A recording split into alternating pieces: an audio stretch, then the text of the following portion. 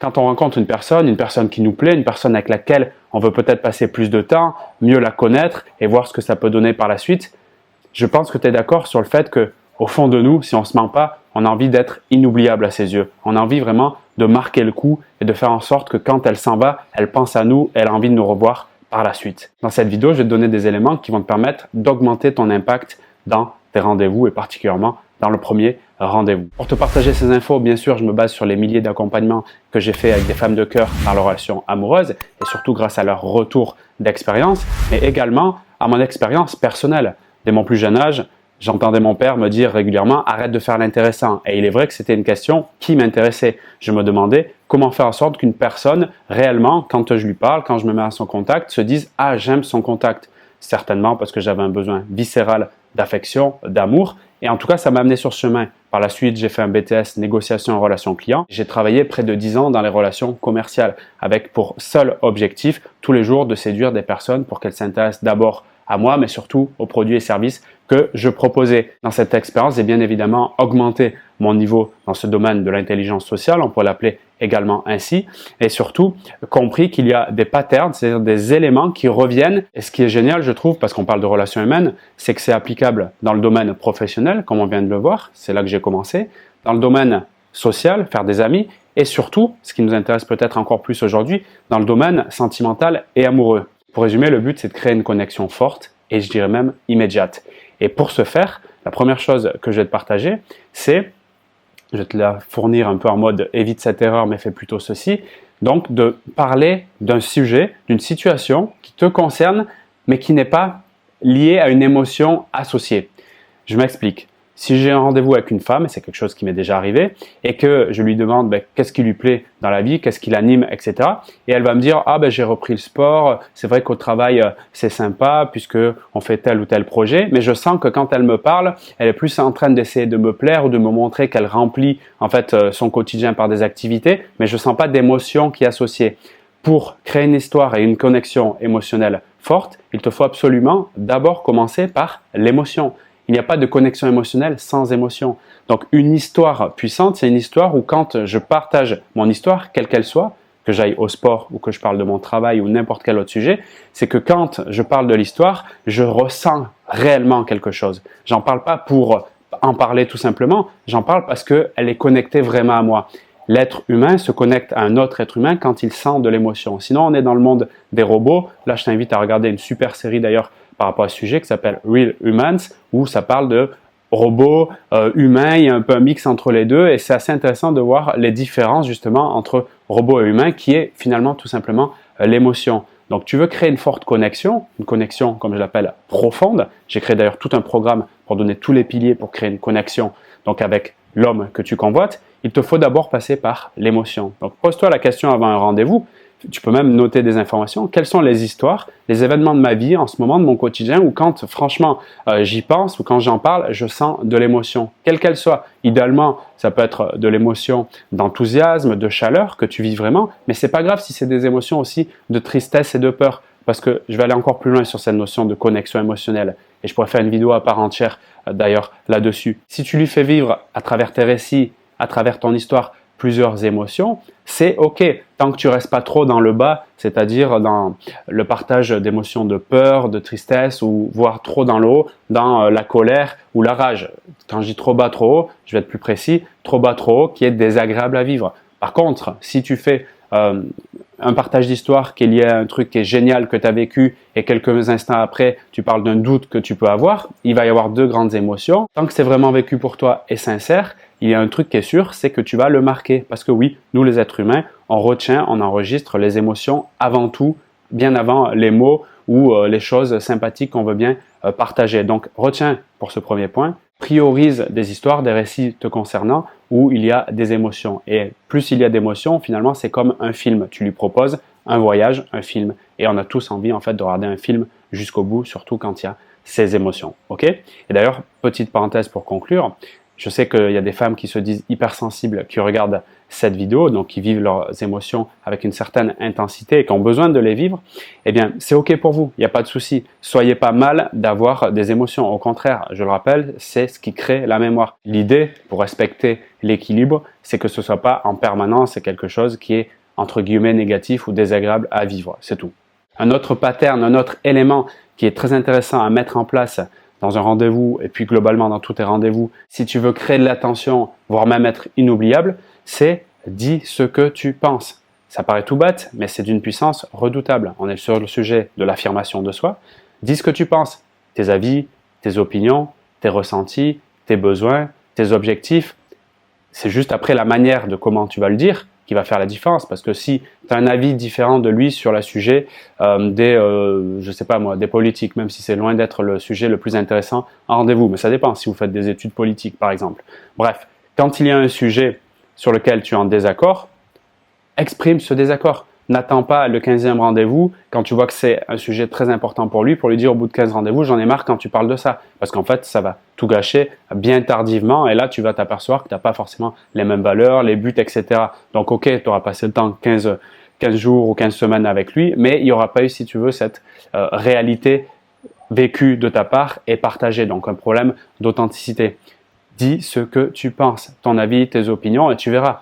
Ça lui permettra à lui, déjà, très peu de femmes finalement le font, surtout quand elles sont en mode « Ah, je l'idéalise, je le veux, il est exceptionnel ce gars, etc. » Donc on perd un peu cette idée de je vais vraiment partager ce qui est vrai pour moi. » Alors que justement, ça fait naître de la conversation, ça apporte une vraie valeur ajoutée puisqu'on peut faire grandir le spectre des débats. Donc c'est quelque chose qui est très puissant et surtout ça montre que je ne fais pas tout pour te plaire, je fais aussi quelque chose pour montrer que j'ai des standards, montrer que finalement j'ai une valeur. Ma valeur, c'est mes pensées. Quand je pense quelque chose, d'accord, qui est vrai pour moi et que je le partage, je montre que je valorise ci ou je valorise ça et quelque part je montre que j'ai de la valeur. Si tu n'es pas à l'aise avec le fait de dire ce que tu penses parce que tu as peur ou bien si tu le dis d'une manière où tu trouves que c'est agressif ou que ça passe pas trop, voire même qu'on t'a dit que c'est un peu agressif ou ça passe pas trop, je te recommande de prendre un coaching privé et on verra comment mettre les formes. Je peux te le dire par expérience, donc à mes débuts, depuis que j'ai commencé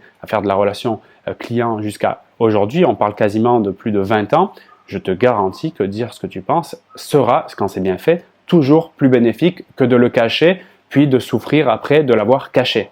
Un autre point très intéressant pour marquer le coup en rendez-vous et plus globalement dans ta relation, c'est de le faire parler de ce qu'il aime. Ça implique d'avoir de la présence et aussi une écoute active. Une écoute active, cela signifie donner finalement toute mon attention à ce qu'il est en train de vivre maintenant et à ce qu'il est en train de me partager. Et je dirais même, j'irai plus loin, enregistrer les informations, comme simplement le fait de clignoter mes yeux quand je lui parle en face. Quand on clignote, tu sais, ça veut dire j'enregistre l'info, d'accord? Le fait qu'il te voit, ça paraît comme ça, un peu étonnant de te dire ça, mais sur un plan physiologique, le fait qu'il te voit clignoter des yeux, donc enregistrer l'information quand il est en train de parler de lui, de ses centres d'intérêt, de ce qu'il aime, lui, il est en train de recevoir le message, elle m'écoute, elle enregistre, elle s'intéresse à moi. Mets-toi juste un instant dans cette position de, tu parles à quelqu'un, il enregistre, il t'écoute, et en plus il te relance avec des questions un peu plus ciblées, un peu plus spécifiques pour mieux te connaître. Mais qu'est-ce que ça te fait à l'intérieur? Très franchement, si tu ressens cette situation ou si tu l'as déjà vécue, c'est très agréable. Tu te sens comprise, tu te sens valorisée, tu as juste envie en fait de continuer à développer les sujets et après, par réciprocité, à t'intéresser à lui. Donc si tu fais cet effort-là de poser des questions, de relancer et d'être présente vraiment à lui, de réellement capturer l'information et non pas de répondre sur ce que j'ai envie de dire moi ou de répondre en disant « t'as vu, moi aussi j'ai fait ci ou j'ai fait ça ». Non, on n'est pas là-dedans. Une réelle écoute active, ça se travaille, ça s'apprend. D'ailleurs, dans le programme Connexion Profonde que tu peux retrouver dans la description de cette vidéo, on prend un module complet pour détailler et surtout voir avec des exemples concrets comment la mettre en place. Parce que pour moi, c'est pas simplement une technique, c'est une façon d'être au monde, ce qui fait toute la différence. On n'est pas dans qu'est-ce que je fais, mais comment j'incarne la technique. Tu verras que ça n'a rien à voir. Et donc, pour revenir à ce point-là, plus j'ai de la présence et plus je suis dans je veux le découvrir sincèrement pour le comprendre, plus il le ressent et plus il a envie d'être avec moi. Pour le dire avec d'autres mots, il se sent super bien et il se sent libre d'être lui-même. Ça, c'est extrêmement puissant. Un autre point que j'ai envie de te partager pour créer cet impact, c'est, et d'ailleurs tu as dû déjà l'entendre, peut-être le penses-tu, les hommes sont visuels.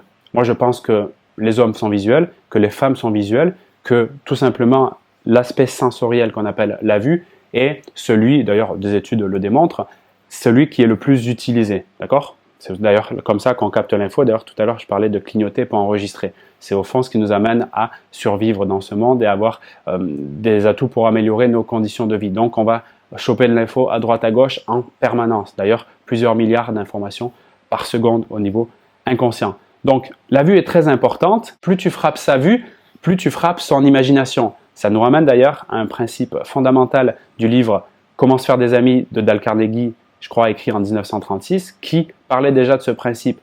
Moi, je le reprends aujourd'hui en disant que plus quand il te regarde et quand il t'écoute, son système sensoriel est engagé, plus qu'il le veuille ou non, parce que là on parle d'un biais du cerveau, il enregistrera dans sa mémoire ta présence et ce qu'il a ressenti à ton côté. Donc là, ça va passer par tes tenues, bien sûr quelque chose qui se rapproche de toi, mais en tout cas qu'il y ait une forme d'originalité, au moins ne serait-ce que dans un accessoire. Tu vois, tu peux avoir ta tenue actuelle qui est celle que tu aimes, et celle dans laquelle tu te sens le mieux, c'est ce que je te conseille d'ailleurs, mais mettre peut-être un accessoire qui va faire la différence. Ça peut être, je te donne juste un élément, il peut en avoir des millions. Et je te demande d'ailleurs ta créativité, d'ailleurs de partager dans les zones commentaires si tu as des éléments pour comment je peux frapper la vue ou comment j'ai mis en place dans mes précédents rendez-vous un truc qu'il a remarqué. Ça peut être un bracelet ou quoi que ce soit. Mais là encore, je parle que sur ce qui est visible sans même que tu parles.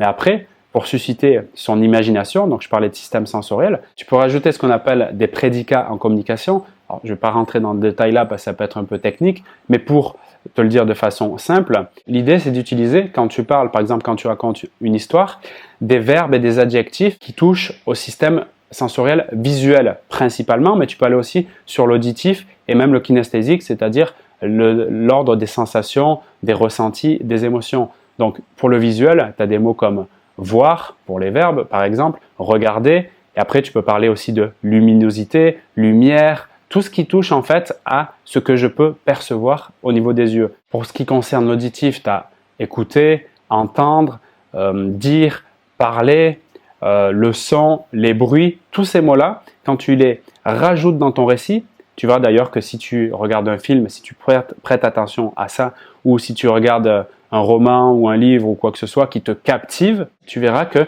de nombreux adjectifs et verbes de l'ordre du visuel, auditif et kinesthésique sont disséminés. C'est ça qui t'entraîne à vouloir continuer à lire ton livre, écouter ou regarder le documentaire ou la série. Donc, commence à prêter attention à ça. D'ailleurs, tu peux même réécouter cette vidéo, écouter, donc on est sur l'auditif, et t'amuser à voir quels sont les verbes ou adjectifs que j'utilise dans quel système de représentation, donc la vue, l'auditif ou la sensation. Je sais, puisque j'apprends à me connaître, que je suis plutôt visuel, personnellement, c'est pour te donner un exemple, et kinesthésique, c'est-à-dire que je vais utiliser et surtout mieux appréhender des termes qui sont de l'ordre de ce que je vois et de ce que je ressens. Par exemple, des mots comme j'ai l'impression, je ressens, il fait chaud, il fait froid. Là, on est dans le côté sensoriel au niveau kinesthésique. Si je suis dans ta vue, ah regarde, t'as vu ce qu'il y a là-bas, ah j'aime pas trop la couleur, là on est plus dans le visuel. Observe les mots qu'il utilise et tu verras dans quel système de représentation il est. Et à partir de là, parle le même système que lui. S'il est dans quelque chose de visuel, utilise plus de mots qui sont de l'ordre du visuel. Et tu verras à quel point vous allez avoir une connexion plus profonde. Je suis d'accord que quand je parle des systèmes de représentation sensorielle, on est sur un niveau avancé, mais mon but aussi, même si dans un temps imparti assez court, c'est ce que je choisis de faire en vidéo YouTube, j'ai envie de t'amener vers augmenter ton niveau en communication, ton niveau en capacité à se connecter à l'autre et aussi dans ta compréhension de notre fonctionnement en tant qu'humain. C'est mon but et c'est toujours un plaisir de le faire. Si tu veux aller plus loin pour développer ce sujet et améliorer ta connexion, je te rappelle que tu peux regarder dans la description de cette vidéo. C'est juste le meilleur programme qui est disponible à ma connaissance. Alors j'aurais aimé être un peu plus humble, mais c'est le retour qu'on me fait sur ce sujet, donc c'est Connexion Profonde, où je te partage les 4 piliers les plus puissants pour créer une connexion qui est ce que j'appelle moi le pont entre moi et la relation avec lui. Oui, je dois solidifier ce pont et pour cela, je dois découvrir ces 4 piliers, surtout les mettre en place. Je t'invite à me faire ton retour d'ailleurs par rapport à ce programme et par rapport à cette vidéo si tu le souhaites dans la zone commentaire. Je te dis à très vite, je te souhaite une très bonne journée, une très bonne soirée, à très bientôt.